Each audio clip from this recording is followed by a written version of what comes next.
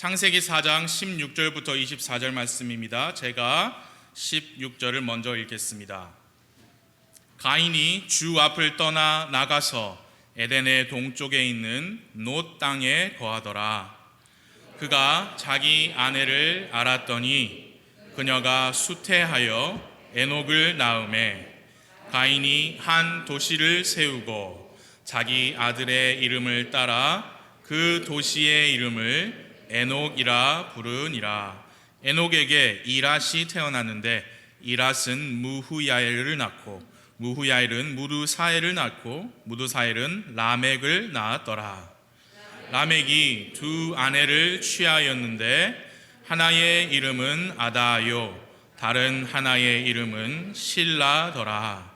아다가 야발을 낳음에 그는 장막에 거하는 자들과 가축을 소유한 자들의 조상이 되었고 그의 형제의 이름은 유발이었는데 그는 하프와 오르간을 다루는 모든 자들의 조상이 되었더라. 실라도 두발가인을 낳았는데 그는 놋과 쇠로 된 것을 만드는 모든 장인을 가르치는 자요 두발가인의 누이는 나아마더라. 라멕이 자기 아내들에게 이르되 아다와 실라여 내 음성을 들으라. 라멕의 아내들이여 너희는 내 말에 귀를 기울이라. 내가 내게 상처를 입힌 남자를 죽였고 나를 다치게 한 청년을 죽였느니라. 가인을 위해 7배로 복수할진대 참으로 라멕을 위해서는 77배로 복수하리라 하였더라. 아멘. 그리고요 신약 성경의 요한일서 3장 12절 한 구절을 보시겠습니다.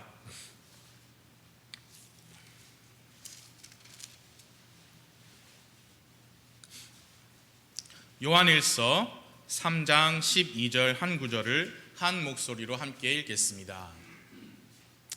시작. 가인과 같이 되지 말라.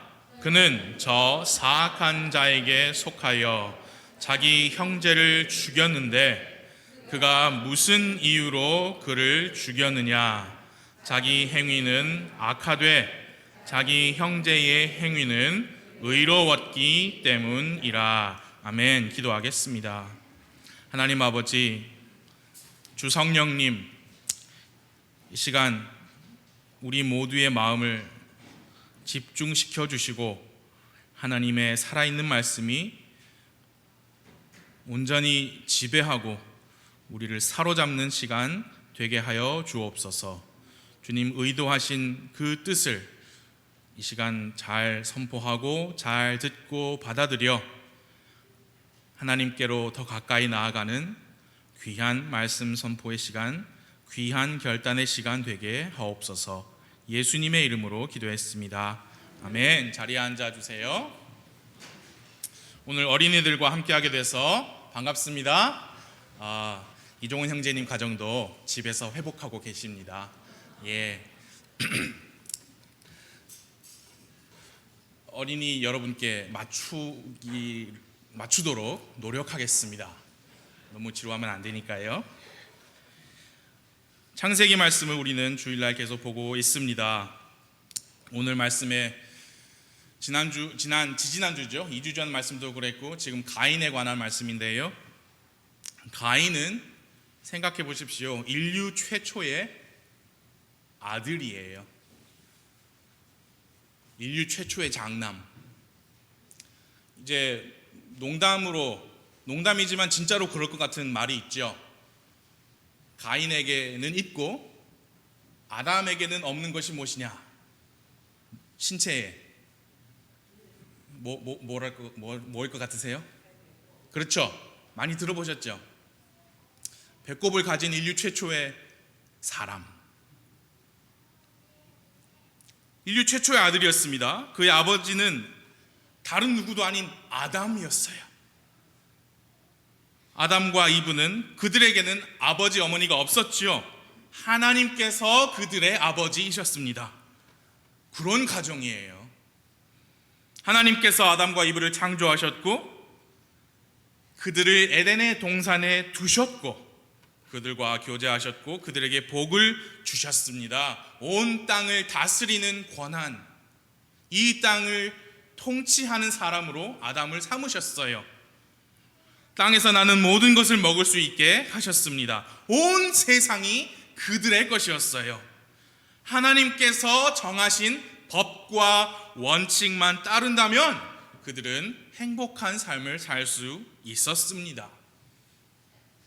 하지만 아담과 이브는 하나님의 법을 어기고 죄를 범했지요. 그래서 하나님께서 그들을 각각 부르시고 질문하셨을 때 그들은 자신의 죄를 있는 그대로 고백했습니다. 그들의 고백은 하나님으로 하여금 짐승을 죽여서 그들의 수치를 덮어주시는 가죽 옷을 만들어 입혀주시기에 충분한 고백이었습니다. 비록 그들이 에덴의 동산에서 나오게 되었지만, 비록 죄로 인하여 그들의 삶이 이제 힘들어지고 고달파졌지만, 비록 고통과 슬픔을 겪게 되었지만 그들은 여전히 하나님의 은혜 가운데 있었습니다. 우리는 그걸 기억해야 해요. 땅이 비록 저주를 받았고 사망이 세상에 들어오게 되었지만 그들의 혼은 하나님의 손 안에 있었습니다. 그것은 하나님의 긍휼이요 하나님의 은혜였습니다. 이제 첫 아들 가인을 낳았어요. 얼마나 기뻤을까요? 아담은 가인을 낳고 이렇게 말했습니다. 내가 주로부터 남자를 얻었다. 그 이전에 아담은 주님께로부터 아내를 얻었지요. 이제는 주님으로부터 남자를 얻었다라고 했어요. 창세기 4장 1절에서 그렇게 말했는데요. 여러분, 보통 아기를 낳으면 아들을 얻었다라고 하지 남자를 얻었다라고는 하진 않지요.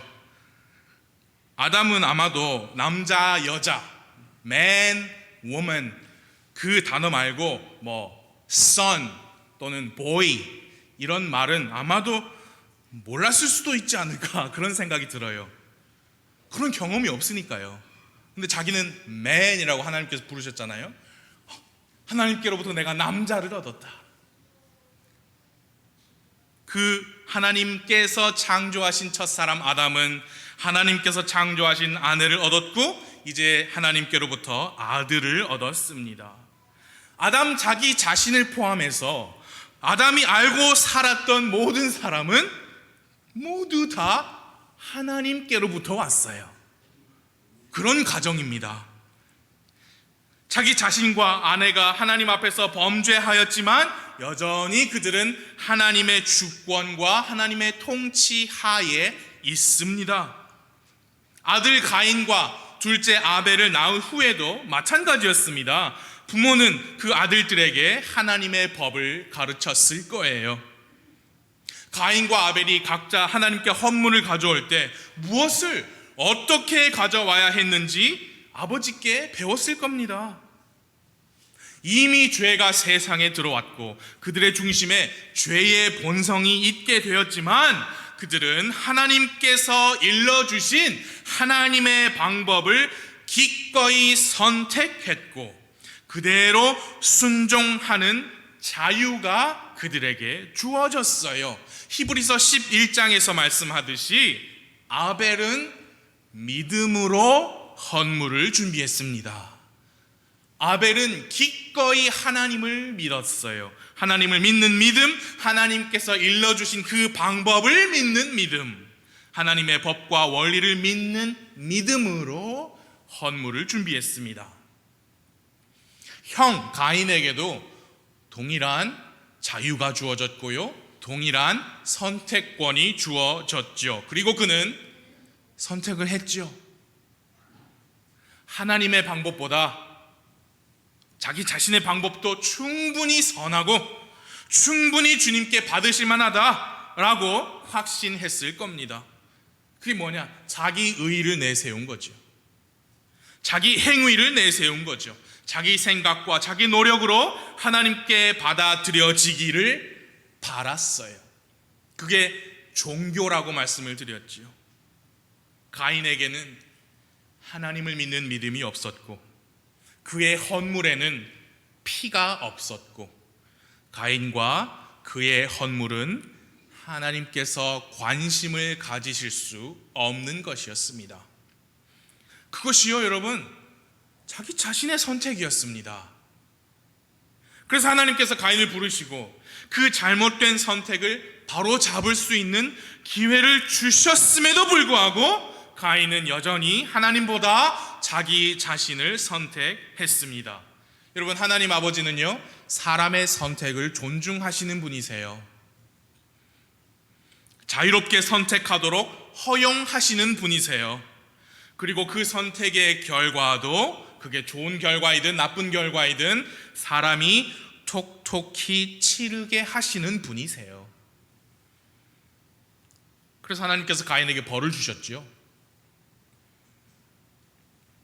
땅에서 도망하는 자가 되고 방랑하는 자가 되리라. 네가 땅에서 열심히 수고해도 땅이 너에게 친절하지 않을 것이다. 열매를 내지 않을 것이다. 그럼에도 불구하고 어느 누구도 가인을 찾아서 죽이지 못하도록 하시는 긍휼도 베푸셨어요. 이제 여러분 함께 본문의 창세기 4장 16절을 봐주십시오. 4장 16절 함께 읽겠습니다. 시작. 가인이 주 앞을 떠나 나가서 에덴의 동쪽에 있는 놋 땅에 가인이 주 앞을 떠나 나갔습니다. 가인이 주 앞을 떠나 나갔습니다. 이것은 사람에게 일어날 수 있는 가장 슬프고 가장 나쁜 상태예요. 무엇이냐? 주 하나님과 분리되는 거예요. 그것이 바로 사망입니다. 성경의 사망의 의미는 바로 그거예요. 하나님과 영영 분리된 상태. 근데 가인의 경우는 더 안타깝죠. 왜냐하면 하나님께서 두 번째 기회를 주셨잖아요. 근데 그가 끝내 교만하여 죄악을 선택했습니다. 그 결과가 무엇이었습니까? 주 앞에서 떠나 영영 분리되는 거였어요. 우리말 성경에 주 앞을 떠났다고 했는데요, 영어 성경을 보니까 어떻게 표현이 되어 있냐면 주의 임재로부터 나갔다. went out. 밖으로 out, 나간 거예요. 그러니까 주의 임재로부터 나갔다라고 했으면 그 전에는 뭐예요? 주의 임재 안에 있었다는 거예요. 근데 이제는 주님의 임재 밖으로 나갔습니다. 주님의 임재로부터 분리된 것이 바로 사망입니다. 하나님 앞에서 아담과 이브도 하나님 앞에서 범죄했잖아요. 그렇죠? 그런데 그들의 결과와 가인의 결과는 180도가 다른 겁니다. 아담과 이브도 범죄했습니다. 그러나 하나님께서 불러서 물으셨을 때 그들은 순순히 죄를 자백했죠. 물론 죄와 죄의 저주가 그들의 육체와 그들의 삶을 힘들게 하게 됐지만 그들에게는 그 모든 저주, 그 모든 고통, 슬픔, 고난을 이겨낼 수 있는 큰 도움이 있었으니 그것은 바로 주 하나님의 임재였습니다. 가죽 옷을 입혀주신 주님께서 그들의 인생의 끝까지 함께 하셨습니다. 그들은 주님의 임재 속에서 계속해서 거했습니다. 그 점이 가인과 180도 다른 거예요. 그는 이제 주님의 임재 밖으로 나간 거예요. 이제 우리는 오늘 본문 말씀에서 그런 사람, 누구냐? 하나님이 없는 사람, 하나님의 임재로부터 분리된 사람, 또 그의 가족들, 그의 후손들에 대한 기록을 볼 것입니다. 그리고 그 말씀으로부터 배울 거예요. 하나님이 없는 사람이 어떻게 사는지, 무엇을 위해 사는지, 그들이 얼마나 불행하게 사는지 볼 것입니다. 솔직하게 말씀드리면 이런 오늘과 같은 설교는 쉽지가 않아요. 특히 우리 어린애들도 함께 있는데 쉽지 않습니다. 왜냐하면 부정적인 내용으로 부정적인 제목과 함께 부정적인 말씀을 드려야 하니까요. 쉽지 않아요. 여러분, 그러나 오늘 본문도 하나님께서 우리를 위해 기록하시고 보존해 주신 말씀이에요. 그래서 우리는 이 말씀을 함께 볼 겁니다. 성령님께서 도우시는 대로 우리는 하나님의 뜻과 원리를 찾아서 배우기 원합니다. 사실 고백을 드리자면 저는 오늘 본문 말씀을 예전부터 읽으면서 가지고 있던 하나의 생각이 있었는데 그게 뭐였냐면, 하나님이 왜 이 말씀을 여기 주셨을까? 여기 보시면 라멕 그리고 아내들 막 나오잖아요. 이 이후에는 다시 나오지 않는 사람들이고요. 라멕의 누이는 두발 가인이라는 사람의 누이는 나아마더라, 이렇게까지 친절하게 이름까지 나오는데 우리는 그거 누군지 몰라요. 그 이후에도 무슨 내용이 안 나와요. 하나님께서 왜 이 말씀을 여기 주셨을까? 정말 모르겠다. 그게 저의 생각이었어요. 제 성경책 보시면 요 옆에 물음표가 크게 있어요. 에잉? 수년 전에 물음표 찍어놨던 거예요. 뭐지 이거? 그래서 솔직하게 말씀드리면 창세기 말씀하면서 여기 그냥 뛰어넘을까, 바로 5장 갈까 라고도 생각했습니다. 하나님 말씀에는요, 우리가 평생 동안 명확하게 모르고 주님 만나게 되는 그런 말씀들도 분명히 있어요. 그거 인정하는 것이 편합니다. 그러나 분명한 사실은 우리의 믿음이 뭐예요? 이 성경책의 모든 단어들은 하나님께서 영감으로 말씀하시고 기록하게 하신 살아있는 말씀이라는 것이 우리 믿음이죠. 그래서 성경의 어느 부분이라도 읽고 묵상하고 또 묵상하면서 하나님께서 이 말씀으로 나에게 하시고자 하는 말씀이 무엇인가, 그게 무엇인지 보고 깨닫고 믿음으로 받아들일 수 있게 성령님 도와주세요 라고 우리는 늘 구해야 합니다. 오늘 말씀도 그렇게 구하면서 보시겠습니다. 오늘 말씀의 제목을 가인과 같이 되지 말라라고 정했는데요, 그 제목은 방금 조금 전에 읽으신 요한일서 3장 12절에서 따왔습니다. 가인과 같이 되지 말라. 그는 저 사악한 자에게 속하여 자기 형제를 죽였는데 그가 무슨 이유로 그를 죽였느냐? 자기 행위는 악하되 자기 형제의 행위는 의로웠기 때문이라. 분명히 말씀했어요. 가인은 저 사악한 자에게 속했습니다. 거기 저 사악한 자는 마귀 사탄이에요.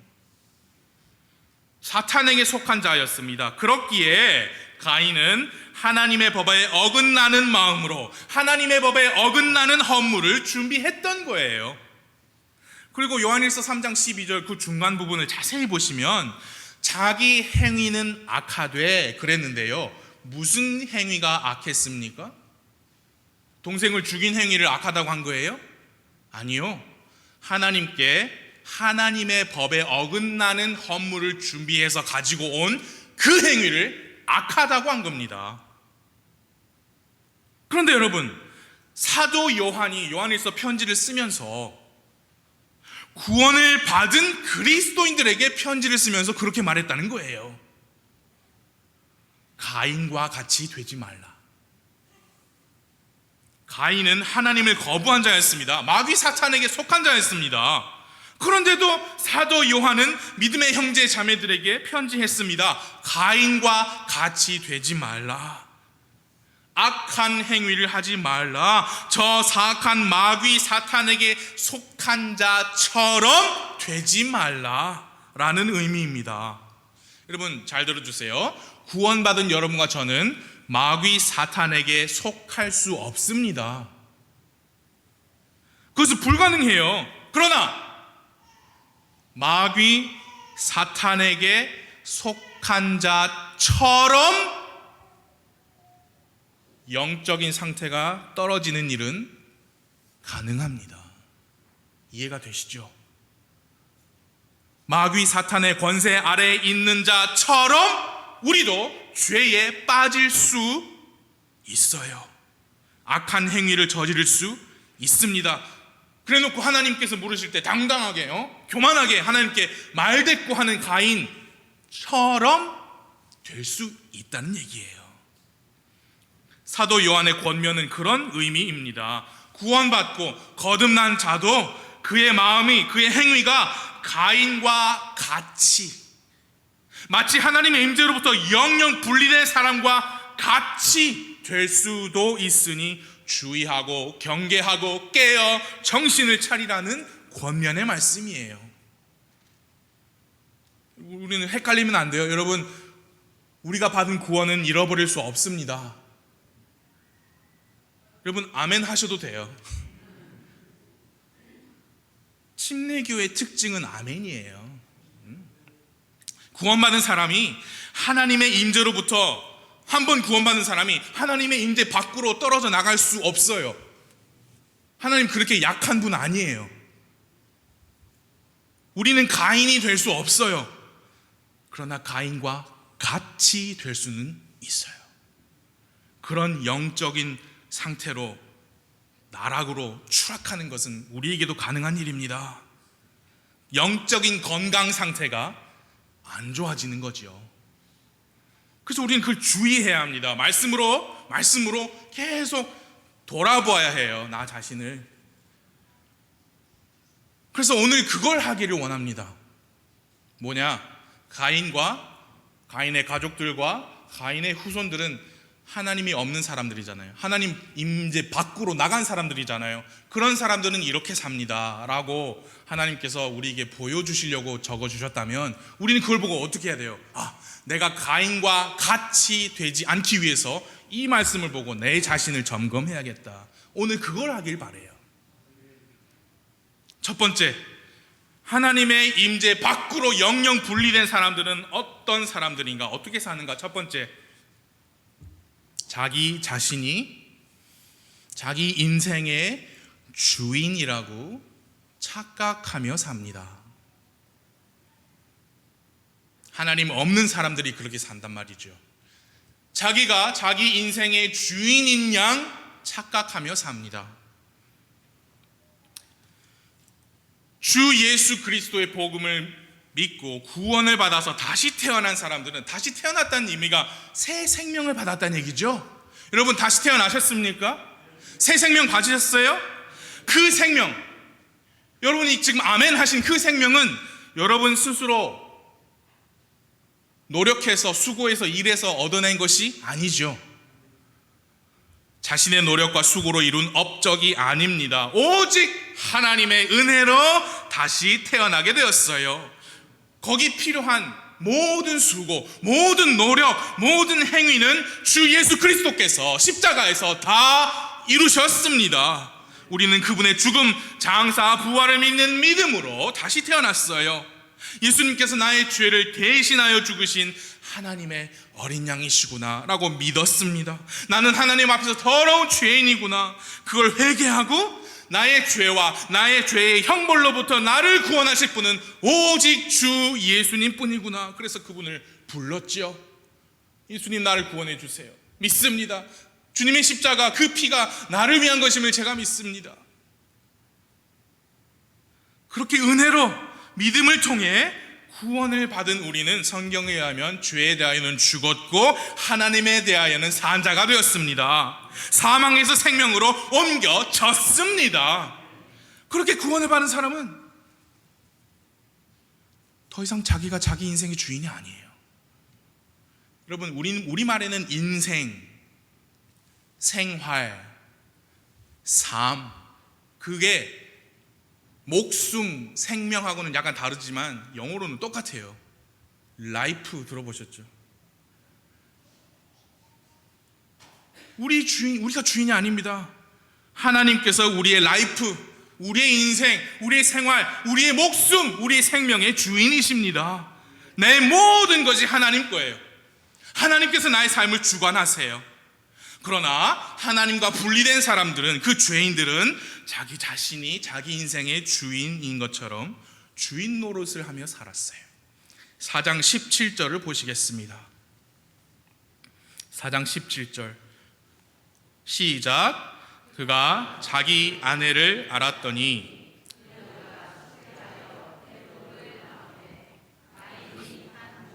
세우고 자기 아들의 이름을 따라 그 도시의 이름을 에녹이라 부르니라. 가인이 한 도시를 세웠습니다. 그게 뭐냐면요, 여러분, 한 도시를 뭐 하려고 세웠겠어요? 거기 살라고 세웠겠죠. 그게 뭐냐? 하나님께서 가인의 죄로 인하여 그에게 내리신 하나님의 형벌에 정면으로 반항하는 행위예요. 하나님께서 12절 보세요. 하나님께서 이렇게 벌을 주셨거든요. 내가 땅을 갈아도 이후로는 땅이 자기 효력을 내게 내지 아니할 것이요 내가 땅에서 도망하는 자가 되고 방랑하는 자가 되리라. 그게 하나님의 벌이었습니다. 그래서 그 큰 벌을 듣고 가인이 그제야 벌벌 떨었죠. 그게 제가 감당하기 너무 큰 벌입니다. 사람들이 날 찾아 죽이려고 할 텐데요. 그래서 하나님이 마지막 긍휼을 주셨잖아요. 내가 표를 줘가지고 아무도 너를 죽이지 못하게 할 거다. 그러니까 죽을 걱정은 하지 마라. 그러나 너는 농사를 못 짓고 도망치고 방랑하는 자가 될 거야. 그게 네 벌이야. 그랬는데 뭘 했습니까? 도시를 세웠어요.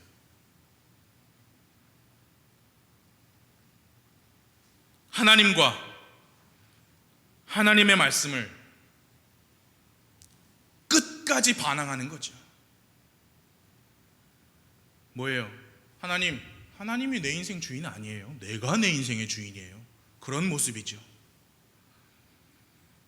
그래서 가인은 성경에 의하면 인류 최초로 스스로 도시를 세운 사람이 되었어요. 그 말이 무슨 말이냐? 스스로 거주할 장소를 선택했고요. 그렇게 도시를 세워가지고 심지어 그 도시의 이름도 자기 스스로 지었죠. 자기 아들의 이름을 따서. 극도로 교만한 거죠. 무슨 우리나라에도 그렇지만 전 세계 건국 신화는 다 신화예요. 막 하늘에서 사람이 내려오고 막 아래에서 나오고 그렇죠. 무슨 건국 신화를 읽고 있는데 돼요. 엄청 위대한 사람 같죠. 한 도시를 세우고 자기 아들의 이름으로 도시의 이름을 지었다. 여러분, 가인이 도시를 세우기 전에 사람은 그때 그 당시에 사람은요 어디서 살았습니까? 하나님께서 살라고 정해주신 곳에서만 살았어요. 하나님께서 에덴의 동산을 만드시고 아담을 거기 두셨어요. 사람은 스스로 거주지를 선택하지 않았어요. 아담과 이브가 범죄한 이후에 하나님께서 그곳에서 그들을 내보내셨죠. 그러니까 하나님께서 그 안에 두시면 거기서 살았고요, 하나님께서 내보내셨으면 나가서 살았어요. 결정을 하나님께서 하셨습니다. 왜? 하나님이 주인이시니까요.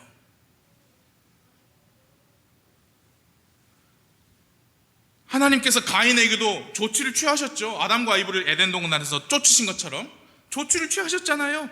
너는 정착하고 농사 지어봤자 땅에서 열매를 못 먹을 거야. 너는 도망하는 사람이 되고 방랑자가 될 거야.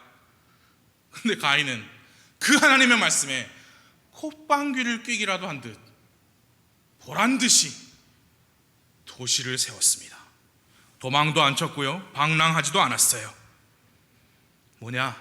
자기 인생의 주인이 하나님이 아니라 자기 자신이라고 살은 거죠. 그래서 우리는 그걸 보면서 나 자신을 돌아볼 수 있어야 합니다. 왜냐? 나는 가인이 아니거든요. 나는 하나님의 임재 안에 있거든요.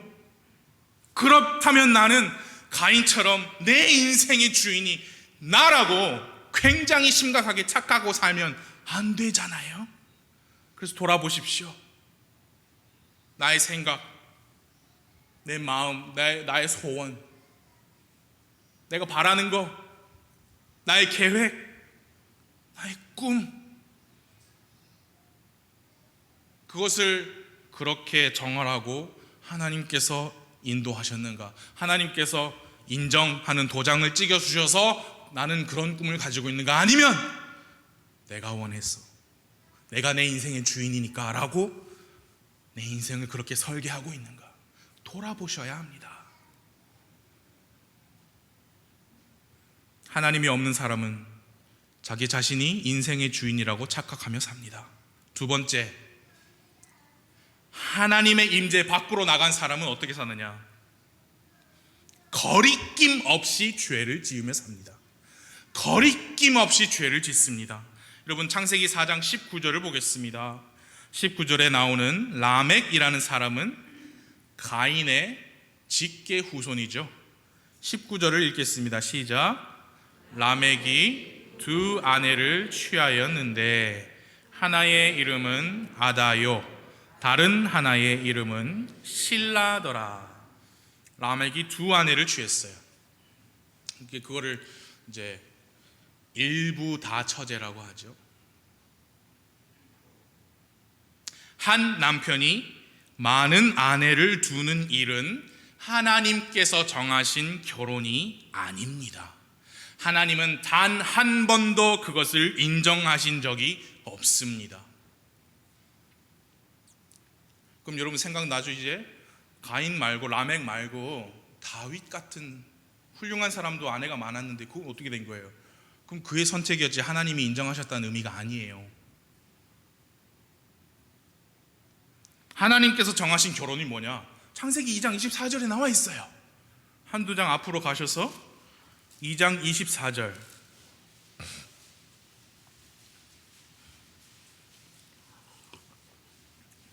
함께요. 시작.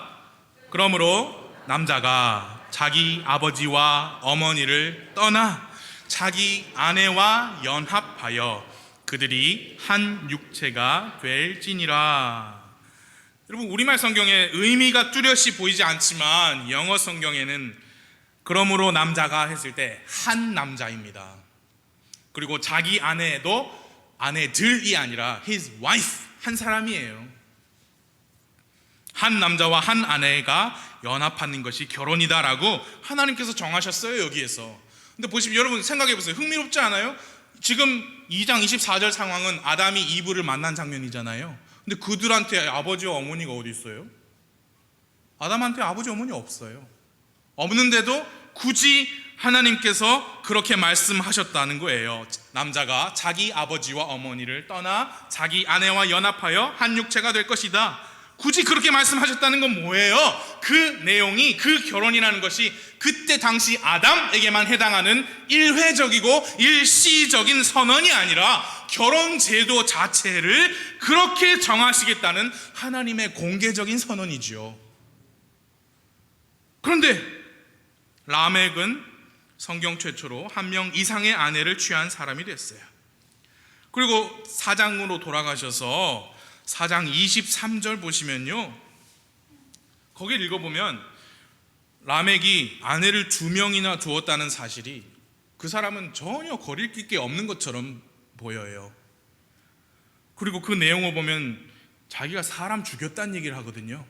그런데도 뭐가 그렇게 자신만만한지 당당하게 말해요. 23절 보세요. 23절 라멕이 자기 아내들에게 이르되 아다와 실라여 내 음성을 들으라. 라멕의 아내들이여 너희는 내 말에 귀를 기울이라. 내가 내게 상처를 입힌 남자를 죽였고 나를 다치게 한 청년을 죽였느니라. 하나님의 법을 어기는 일에 전혀 거리낌이 없습니다. 이것이 하나님 없는 사람들의 모습이에요. 뭐예요? 죄가 아닌 거죠. 자기 생각에는, 자기 마음에는 죄가 아닌 거죠. 한 남자와 한 아내가 연합하는 것이 하나님의 법인데 이 세상 죄인들이 뭐라 그래요? 결혼은 미친 짓이다라고 하죠. 그냥 즐기다가 세상 뜨면 된다고 하죠. 거리낌이 없어요. 그게 단지 여러분 이 개념이 단지 이성교제나 결혼에 관한 국한된 현상이 아니에요. 그냥 세상을 보십시오. 여러분 주말 저녁에 금요일날 저녁에 서면에 나가보세요. 아니면 아무 때나 TV 드라마 한번 켜보세요. 때리고 죽이고 즐기고 헤어지고 속고 속이고 거짓말하고 벗어제끼고 흔들어 제끼고 물질주의, 탐욕주의, 쾌락주의, 가득하잖아요. 하나님의 임재에서부터 영영 분리된 사람들에게는 그런 것들이 거리낌이 없어요. 아무렇지 않아요. 지극히 정상적이에요. 그래서 우리는 그걸 보면서 나 자신을 돌아봐야 합니다.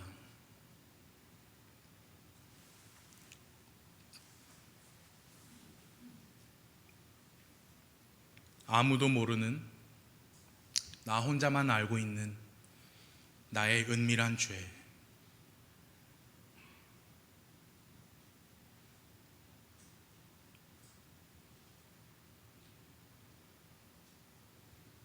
하나님 앞에서 정리하셔야 해요.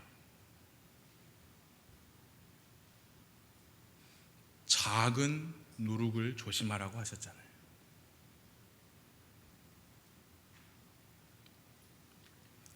하나님 없는 사람들은 자기 자신이 인생의 주인이라고 삽니다. 거리낌 없이 죄를 지으며 삽니다. 마지막으로 하나님 없는 사람들은 어떻게 사느냐? 무슨 생각을 하고 사느냐?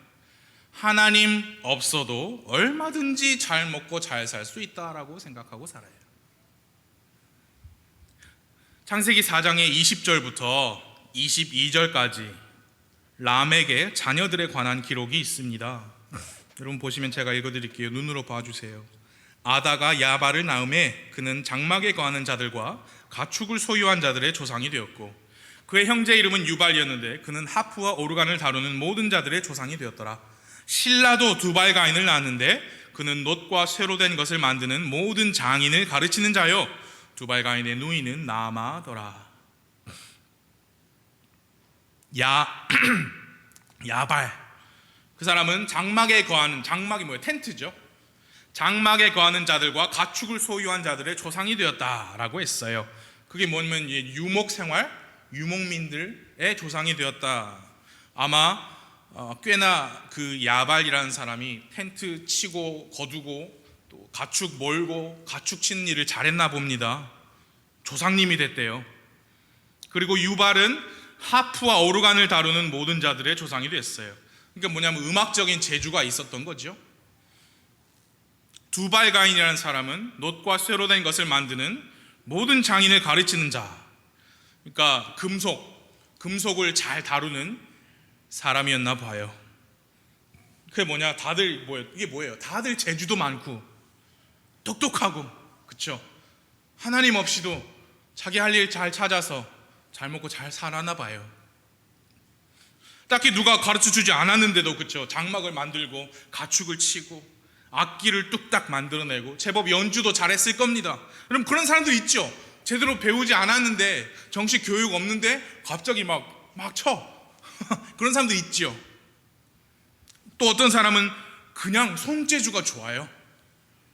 두발가인은 놋과 쇠로 도구를 만들었을 거예요. 기구를 만들었겠죠. 람에게 자녀들이 그렇게 살았고요, 오늘날에도 그렇게 삽니다.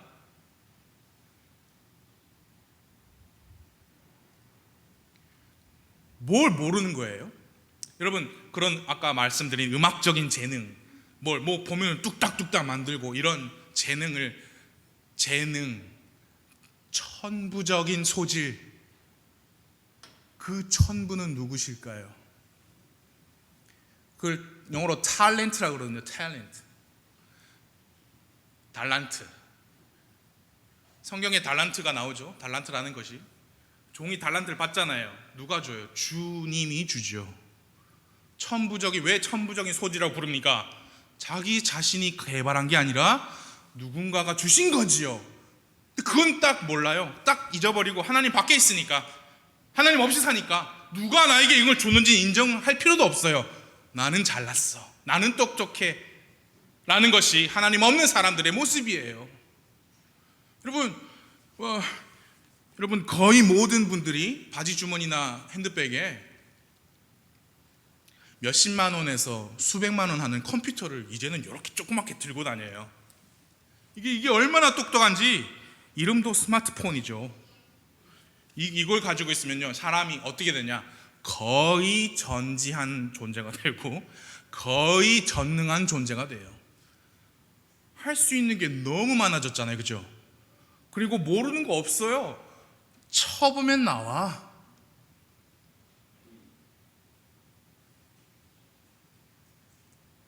병든 자를 고치는 거 더 이상 기적이 아니죠.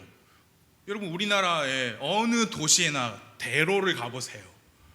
병의원들이 정말 많습니다. 병 고치는 거 더 이상 기적 아니에요. 바벨탑은 더 이상 성경의 이야기가 아니죠.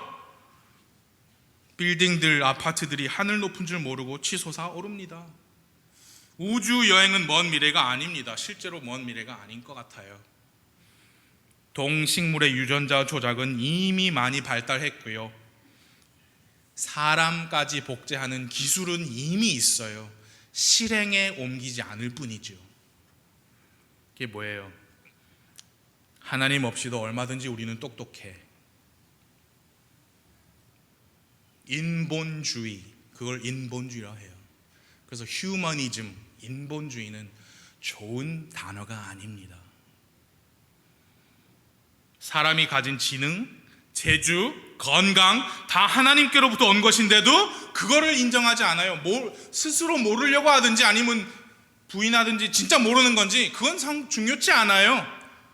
스스로 똑똑하다고 살아요. 그러나 여러분, 실제 사람이 똑똑하죠. 근데 사람이, 여러분 생각해 보세요. 아무리 똑똑해서 이런 거 만들 수 있어도 이 재료는 누가 준 거예요? 이 대자연에 있는 원재료는 누가 주신 겁니까? 하나님께서 주신 거잖아요. 사람이 진짜 아무리 똑똑해도 하나님께서 주신 것들 없으면 아무것도 못 하잖아요. 그런데 어찌 그리 잘났는지요. 그게 어떤 사람들이요? 가인 같은 사람들, 하나님 없이 사는 사람들, 하나님의 말씀에 콧방귀 뀌는 사람들, 스스로 높아지는 거죠. 스스로 똑똑한 사람들이죠. 우리는 어떻습니까? 구원받은 사람은요, 하나님 앞에서 스스로 겸손합니다.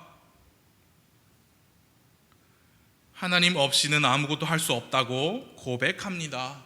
하나님께서 내가 가진 모든 거 하나님께서 선물로 주셨다고 고백합니다. 하나님께서 은혜로 주시는 거라고 고백합니다. 내 호흡이 붙어 있는 것이 하나님의 은혜입니다. 여러분,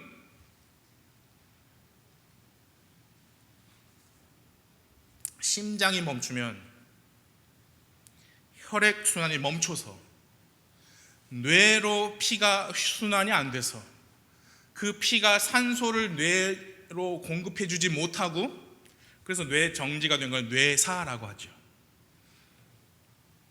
그럼 이제 골든 타임이다 해가지고 막 조치를 취해야 돼요. 그렇죠? 잘 아시죠?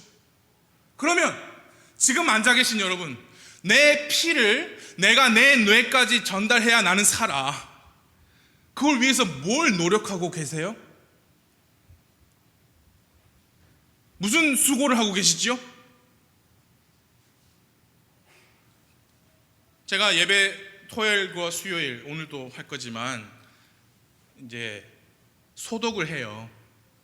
환경부에서 정한 여러 가지 제품 중에 하나를 골라서 비율대로, 정해진 비율로 물과 섞어서 수동 펌프 그거 샀어요.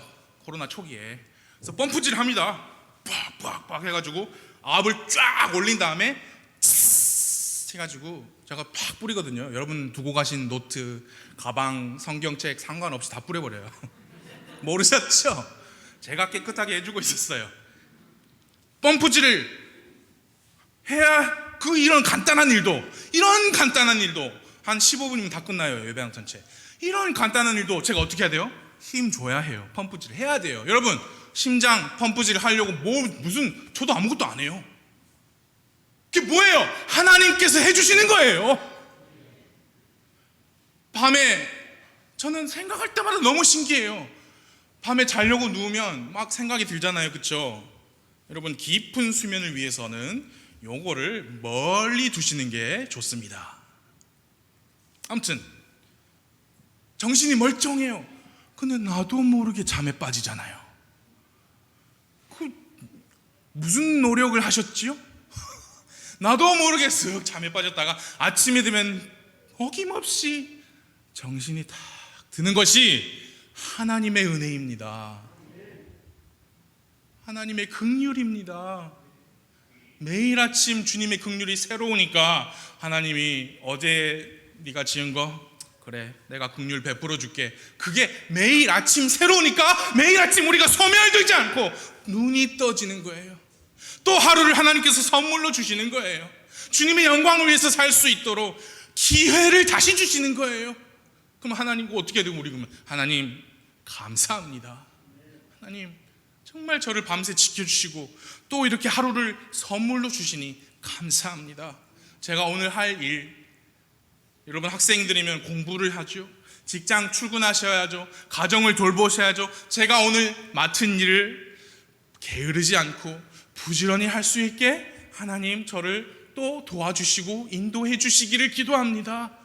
그 과정 속에서 제가 만에 하나 하나님의 법에 밖으로 어긋나서 죄를 저지르지 않도록 주님 저의 발걸음을 인도해 주세요.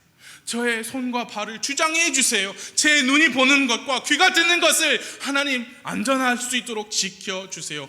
그렇게 살아야지요. 하나님 없이도 얼마든지 살 수 있어 라고 하는 것은 가인과 같이 되시는 거예요. 경계해야 합니다. 주의해야 합니다. 조심해야 합니다. 스스로를 돌아보시기 바래요. 가장 먼저 나는 하나님의 임재, 하나님 안에 있는 사람인가, 그것부터 점검하셔야 합니다. 그게 무슨 말이에요? 아담의 범죄 이후로 세상에서 태어나는 모든 사람은 하나님 밖에서 나요. 그리스도 밖에서 나요. 그래서 예수님께서 나를 위해 대신 죽으셨다. 나의 죄 때문에 죽으셨다. 내가 내 죄 때문에 죽어서 불호수에 가서 영원토록 형벌을 받아야 할 사람인데 내가 그렇게 하지 않도록 주 예수님께서, 하나님의 아들께서 죄 없으신 몸으로 내 죄를 전부 뒤집어 쓰시고 죽으셨구나. 그 피를 흘리셨구나. 하나님께서 그 십자가의 길을 예비해 주셨구나. 믿음으로 나오면 다 받아주시는 하나님, 제가 지금 믿음으로 나옵니다. 그렇게 다시 태어나셨는가? 나는 다시 태어났는가? 예수님 밖에서 태어났지만 다시 태어나서 이제는 예수님 안으로 들어왔는가? 점검해야 합니다. 그리고 구원받으신 여러분, 구원의 확신이 있으신 여러분, 구원은요 그냥 출발점이에요. 시작점이에요.